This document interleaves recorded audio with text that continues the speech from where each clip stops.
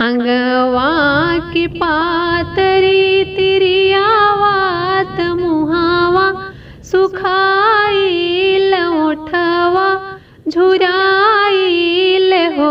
तिरिया बैठेली गंगा के अररवात नयना से निरढर नयना से निरढर हो। गोड़ तोर लगी गंगा मैयात तू मोरी माया रे तू मोरी माया रे हो।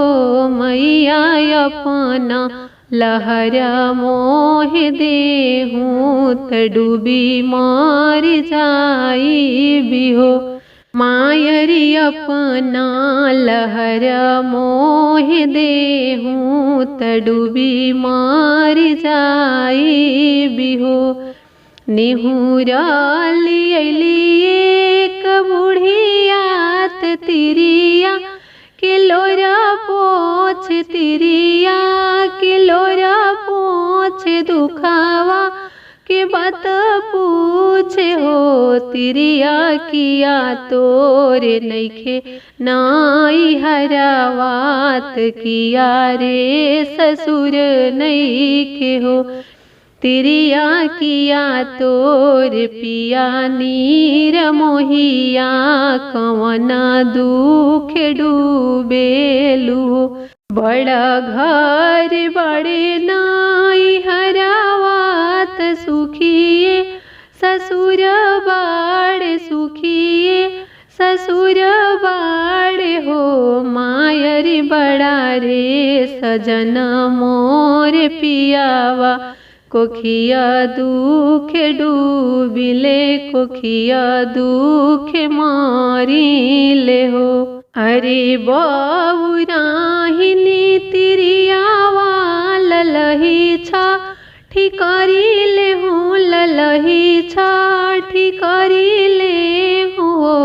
तिरिया छठी मैया दीहे ललनवा त जनी डूबी माराहूँ हो। तिरिया छठी मैया दीहे ललनवा त जनी डूबी माराहूँ हो। उहावा से उठी तिरिया आइली अंगनवे बेदी बान्हेली अंगनवे बेदी बान्हेली कुसावा गड़ावेली हवाना हुमादी कैली विधिवत पूजन कैली हो। ललना अधेराती आइले सपनावा गर्भ रही गइल गर्भ रही गइल हो। बीतल जब नौवा महीनावा होरिलवा जनम ले ललनवा जनम ले हो। ललना सासू ननद पूछे बतिया कवन कैलु जोगावात कवन धर्म कैलु हो। गंगा तीर गइल रहनी डूबे त डूबिए के मारे नु हो। सासू हावे भेटली एगो बुढ़ियात छठिया बताई गईली पूजावा सिखाई गईली हो।